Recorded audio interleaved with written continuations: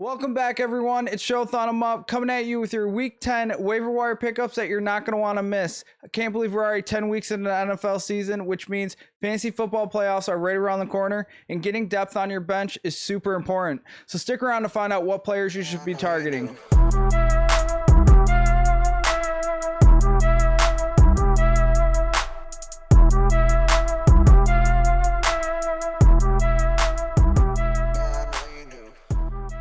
Starting off with running backs, we have Mark Ingram and Jordan Howard.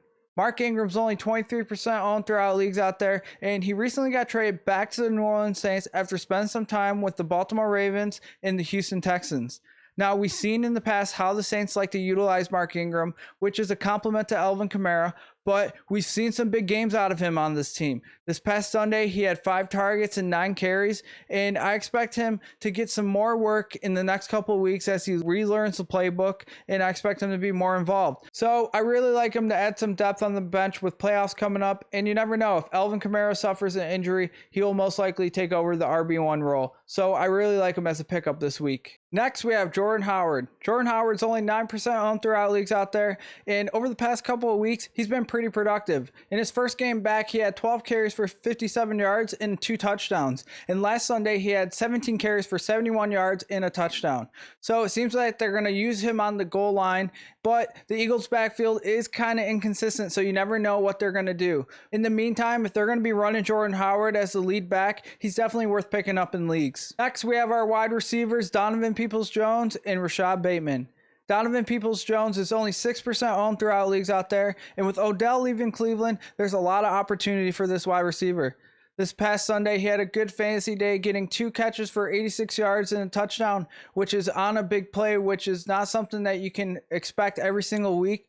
But over the next couple of weeks, I expect him to get more volume throughout the games, and he could be a good fantasy option. So he may be someone you want to consider. Next, we have Rashod Bateman. Rashod Bateman's only 25% owned throughout leagues out there, and through the rookie's first 3 games, he's been consistently targeted, getting 6, 6, and 8 targets. I really like the upside of this wide receiver. He just hasn't had his breakout game yet, but I want to be there for it and think he's worth picking up in leagues. Next, we have our tight end making the list for the second week in a row, Pat Freiermuth. Pat Freiermuth is only 32% owned throughout leagues out there, and this guy consistently produces. Over the last 3 weeks, he's been targeted 7, 7, and 6 times.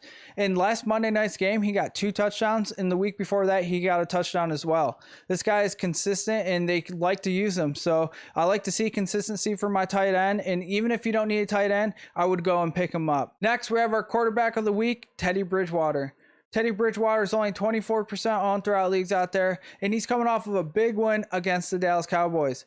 Now he has a favorable matchup against the Philadelphia Eagles, who have been part of a lot of high-scoring games over the last couple of weeks, which is what I like to see for fantasy for my quarterback. So I really like the matchup for Teddy Bridgewater, and I would start him with confidence this week. Last, we have our defense of the week, the Tennessee Titans. The Tennessee Titans are only 8% owned throughout leagues out there, and over the last 3 weeks, this defense has been pretty good. They've been able to slow down the Rams, Chiefs, and the Colts, winning all 3 games and getting 5 interceptions. Now they're going to be taking on the New Orleans Saints, who are dealing with a question mark at the quarterback position, with Trevor Siemian starting as of now and Taysom Hill coming in and out. Whether it's Taysom Hill starting next week or Trevor Siemian, I really like the matchup for the Tennessee Titans, who are hot right now and are trying to push and make a playoff run. So I really like the upside for this defense and would start them. And that's going to do it for us this week. If you liked the video, be sure to give it a thumbs up and subscribe to the channel. And as always, don't forget, line them up.